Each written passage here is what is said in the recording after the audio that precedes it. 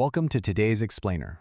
We are diving into something absolutely wild today, unpacking a truly fascinating and frankly highly complex document. My job is to take you directly into the source material and break down these intricate ideas so you can see exactly how they're built. Today, we're looking at a text that blends esoteric, spiritual cosmology with very modern, very earthly geopolitics. We're going to impartially decode this narrative, a story involving extraterrestrial beings, high-stakes spiritual warfare, and the future of global superpowers. It's quite a ride, so let's get right into it.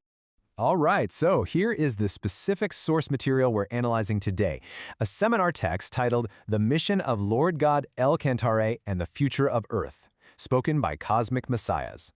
According to this document, what we're about to explore are not human theories at all, but channeled messages from extraterrestrial entities who are deeply concerned about the fate of our planet. It presents this massive worldview where the spiritual realm and our physical, political reality are completely intertwined. Here's our roadmap for the explainer. 1. The Cosmic Messiahs. 2. Who is our goal? 3. The reverse universe threat. 4. Earth's geopolitical crisis. And 5. Defending El Cantare.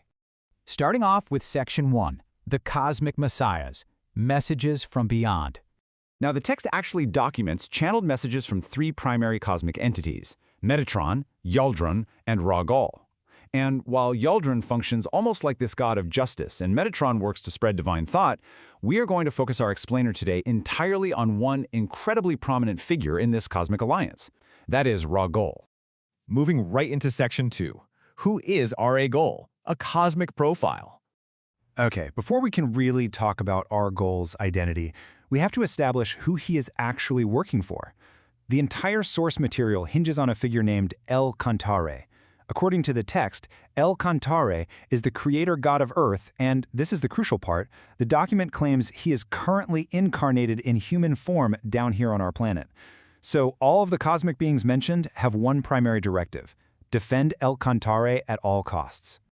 So what does Ryuho's cosmic resume actually look like? Well, the text gets super specific. He's described as a cosmic being from Ursa Minor, specifically the star Andromeda Beta. He isn't just passively observing us either. He is explicitly named as one of the commanders of the Space Defense Force. The text says he possesses the qualifications of a messiah, meaning he brilliantly combines religious leadership with the literal power to build superior civilizations on a planetary level. On top of that, the source identifies him as an alter ego of the cosmic soul of Buddha Shakyamuni. Basically, that makes him an extension of the creator El Cantare himself. And his sole mission right now is defending the incarnated El Cantare on Earth.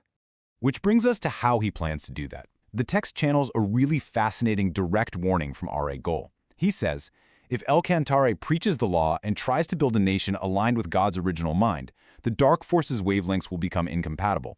Think of it almost like a spiritual force field. By creating a physical and spiritual environment here that is perfectly aligned with divine will, it acts as a frequency shield. The dark forces simply won't be able to exist in that space because their spiritual wavelengths will clash entirely. That brings us to Section 3, the reverse universe threat, the cosmic war. The source material sets up this massive binary conflict. On one side, you have what Ryuho champions, cosmic justice. According to the text, this is a pluralistic, multidimensional worldview that actively promotes freedom, democracy, and prosperity. It's essentially a universe of light. But on the exact opposite side, you have the reverse universe. The document describes this as a dark, invading force that operates on a rigid, one-dimensional value system trying to literally turn everything upside down. So it's an ideological war of freedom versus absolute control playing out on a galactic scale. And the stakes are pretty high. Ryuho warns that this dark force is trying to metaphorically turn Earth into a black hole. The text explains that this invading force wants to flip the Earth's spiritual realm entirely, turning what is white into black and transforming heaven into hell. Because Earth has supposedly nurtured so many messiahs throughout its history, capturing and inverting our planet is framed as the ultimate strategic prize for these dark entities invading from the reverse universe. Now for Section 4, Earth's geopolitical crisis, the earthly manifestation. Here is where things get really interesting. The text argues that the cosmic battle we just talked about isn't just happening in space, it is physically manifesting on Earth right now as an urgent geopolitical crisis. According to Ryuho, defending cosmic justice means we have to actively defend freedom and democracy down here. The opposing force from the reverse universe, well, that's manifesting directly through totalitarianism. The text sounds a massive alarm about totalitarian states, specifically pointing to nations like China, claiming that their aggressive global domination policies are the literal earthly execution of this dark cosmic invasion. And the text does not hold back on the specifics. R.A. Goel explicitly claims that totalitarian forces, heavily utilizing Marxist ideology, intend to completely eliminate democratic resistance. The document states point-blank that China's goal is to erase nations like Japan and Taiwan, absorbing them as mere provinces. It frames this not just as your standard land grab, but as a deliberate ideological cleansing meant to establish a totalitarian world, entirely devoid of spiritual freedom. There's also a very strict timeline attached to this warning. In the present moment, the text claims we are witnessing the deliberate weakening of developed, democratic nations through ideological subversion. Looking ahead, the document flags the year 2030 as a critical tipping point, warning that American power and influence could completely reverse or collapse by then. And the ultimate deadline? The text states that by 2050, the opposing totalitarian forces plan to have fully achieved global domination. Finally, Section 5, Defending El Cantare. The strategy. So, what's the solution? The document outlines a highly structured, three-step defense strategy. Step 1 is very earthly and political. Humanity must actively establish nations and societies that are deeply aligned with God's will, prioritizing freedom, democracy, and faith. Step 2 is the consequence of Step 1. By raising the spiritual wavelength of the planet through these free societies, Earth will effectively repel that dark invasion from the reverse universe. And Step 3 is the ultimate cosmic outcome.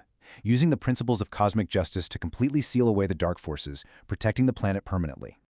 To bring this all together, R.A. Goel insists that building a nation on these divine principles is literally the only way to make the dark forces incompatible with Earth. And remember, there is that urgent deadline to shift global values before 2050.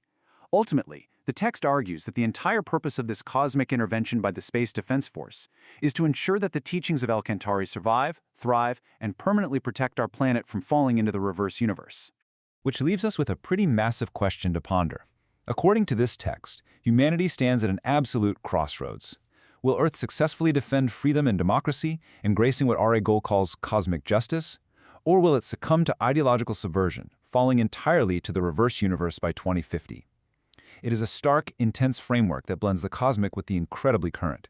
Thank you for joining me on this explainer, and as always, keep questioning the world around you.